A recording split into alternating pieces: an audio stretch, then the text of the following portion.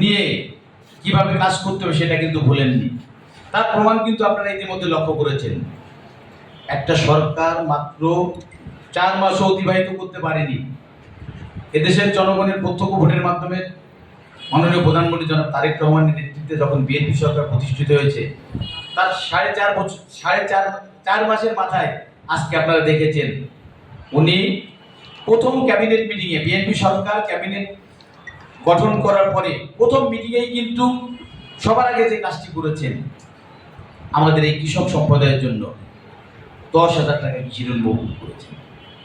উনি 1 মাসের মাথায়, 1 মাস যেতে না যেতে আমাদের ফ্যামিলি কার্ডের প্রচলন করেছেন।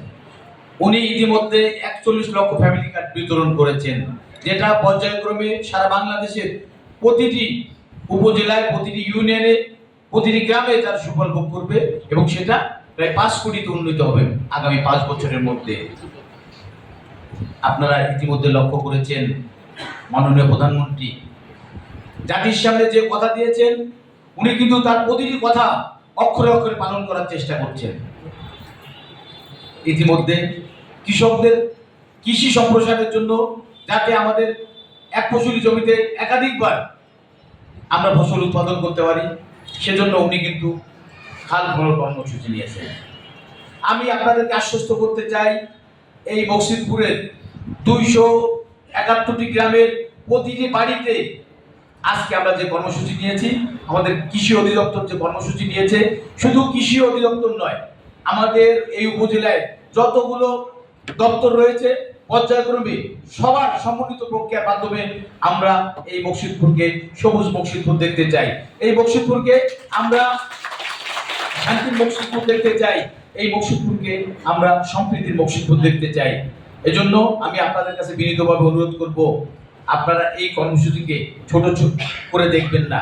আপনারা একটা সরকারের পক্ষে কিন্তু এককভাবে সবকিছু করার সুযোগ কম থাকে।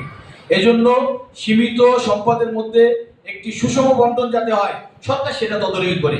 এবং আপনারা যারা এখানে আছেন, আমি মনে প্রাণে বিশ্বাস করি আপনারা এই সমাজের সবাই অত্যন্ত গুরুত্বপূর্ণ মানুষ। আপনারা যদি একটু আন্তরিক হন, আমার মনে হয় আজকে আমরা প্রায় 2,500 বৃক্ষ মানুষের আমাদের বিভিন্ন পরিবারের কাছে, বিভিন্ন মানুষের কাছে তুলে দিব। এর পাশাপাশি আপনারা প্রতিটা পরিবার হয়তো 6টা করে গাছ বা বৃক্ষ পাবেন। এর পাশাপাশি আপনারা নিজেরাও যদি উদ্যোগী হয়ে, কারণ আমরা গ্রামের মানুষ, আমরা কিন্তু চাইলে আমার বাড়ির আনাচে কানাচে 2-4টা বৃক্ষরোপণ করতেই পারি।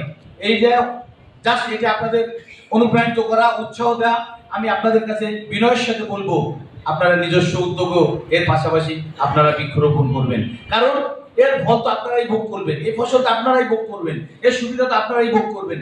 এই জন্য আমি আমার বক্তব্য না বাড়িয়ে আমি আপনাদের কাছে আবারও বিনয়ের সাথে বলবো, আমাদের মাননীয় প্রধানমন্ত্রী জনাব তারেক রহমান এদেশের 18 কোটি মানুষের স্বার্থে, এদেশের একটি সুন্দর সমৃদ্ধি বাংলাদেশ করার স্বার্থে যে সকল কর্মসূচি দিয়েছেন, সকল কর্মসূচি আপনারা দায়িত্ব একজন সুনাগরিক হিসেবে, আপনারা সমাজের একজন প্রতিভাবান মানুষ হিসেবে সেই দায়িত্ব পালন করবেন, এটাই আমার প্রত্যাশা। আমি আপনাদের